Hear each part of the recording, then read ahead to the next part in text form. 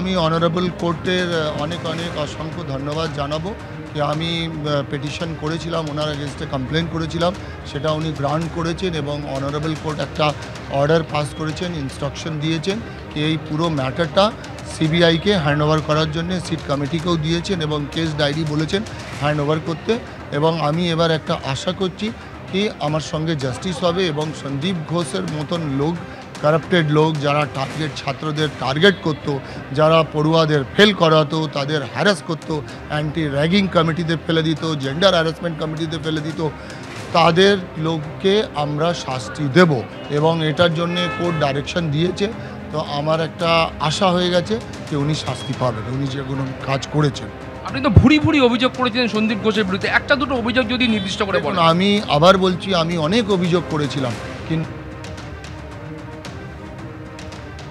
আমাদের সঙ্গে করলো সেটা দুটো কারণে। একটা, উনি ছাত্রদেরকে টার্গেট করতেন, ছাত্রদেরকে ফেল করাতেন, তাদের থেকে পয়সা নিতেন। আপনি ভাবুন, একটা গরিব ঘরের ছেলে, একটা চাষির ছেলে যদি আসে, একটা কার্পেন্টার ছেলে আসে মেডিকেল কলেজে, তাকে ফেল করানো হয়, অল ইন্ডিয়া র্যাঙ্ক যদি তার যদি 200 হয়, এবার এটাতে আপনার কি রিয়াকশন হবে? ওই সব লোকের কাছে যদি পয়সা চাওয়া হয়, তো এই ধরনের নোংরা মানুষ আর কোনো ছাত্রকে না হ্যারাস করে। আর যদি কেউ হ্যারাস করে থাকেন, তাহলে আমি বলবো আপনার আইডেন্টিটি গোপনীয় রেখে মিডিয়াকে জানান, আপনারা এক্সপোজ করুন যেখানেই হোক। গতকালই আমরা দেখেছি যে সন্দীপ ঘোষ তিনি সহ মোট 6 জন তাদেরকে তাদের পলিগ্রাফ টেস্ট করতে চেয়ে আবেদন করা হয়েছিল সিবিআইয়ের তরফ থেকে, সেই আবেদন মঞ্জুর হয়েছে। এবং তোমায় জানিয়ে রাখি যে এই 6 জনের মধ্যে সন্দীপ ঘোষ ছাড়াও 4 জন চিকিৎসক রয়েছেন, জুনিয়র ডাক্তার রয়েছেন, এমনটাই জানা যাচ্ছে। এবং একজন সিভিক ভলেন্টিয়ার রয়েছে, যে সিভিক ভলেন্টিয়ার সঞ্জয় রায় ঘনিষ্ঠ, তারও পলিগ্রাফ টেস্ট করতে চাইছেন সিবিআইয়ের আধিকারিকেরা। এবং সেই জন্যই এই 6 জন, সন্দীপ ঘোষ সহ এই 6 জনের পলিগ্রাফ টেস্ট করতে চেয়ে আবেদন করা হয়েছিল গতকাল শিয়ালদা আদালতে। আজকে আমরা দেখেছি যে সঞ্জয় রায়কে নিয়ে আসা হয়েছিল, তার হেফাজতের মেয়াদ শেষ হয়ে যায় এবং আজকে সিবিআইয়ের তরফ থেকে তাকে জেল হেফাজতের আবেদন করা হয়েছে এবং সেই আবেদন ইতিমধ্যে শিয়ালদা আদালত মঞ্জুর করেছে। এবং কিছুক্ষণ আগে দেখা গেল যে তাকে নিয়ে ইতিমধ্যে প্রেসিডেন্সি জেলের দিকে রওনা দেওয়া হয়েছে সিবিআইয়ের তরফ থেকে এবং সেখানে পুলিশও উপস্থিত।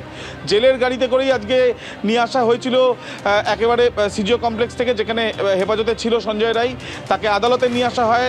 শুনানির পর এই আদালত চত্বর থেকেই জেলের গাড়িতে করে তাকে জেলে নিয়ে যাওয়া হচ্ছে, প্রেসিডেন্সি জেলে, এমনটাই জানা যাচ্ছে। যে পলিগ্রাফ টেস্টের আবেদন করা হয়েছিল, যেটা সূত্র মারফত আমরা জানতে পারছি, আজকে সঞ্জয় রায়ের ক্ষেত্রেও কিন্তু পলিগ্রাফ টেস্টের যে আবেদন তারা করেছিল সেই ক্ষেত্রে তার কনসেন্ট নেওয়া হয়েছে। গতকাল আমরা দেখেছি সন্দীপ ঘোষ, তাকেও নিয়ে আসা হয়েছিল, যেটা সিবিআই সূত্রে খবর যে তারও কনসেন্ট নেওয়ার জন্য তাকে নিয়ে আসা হয়েছিল। এবং মোট 6 জন গতকাল এসেছিলেন, তার মধ্যে সন্দীপ ঘোষ ছাড়াও আরও 4 জন যারা জুনিয়র চিকিৎসক এবং একজন সিভিক ভলেন্টিয়ার, যে সিভিক ভলেন্টিয়ার সঞ্জয় রায় ঘনিষ্ঠ, এমনটাই জানা যাচ্ছে। অর্থাৎ আবির, সন্দীপ ঘোষ সহ 6 জনের পলিগ্রাফ পরীক্ষা এবার করতে পারবে সিবিআই, এমনই সম্মতি তারা পেয়েছে।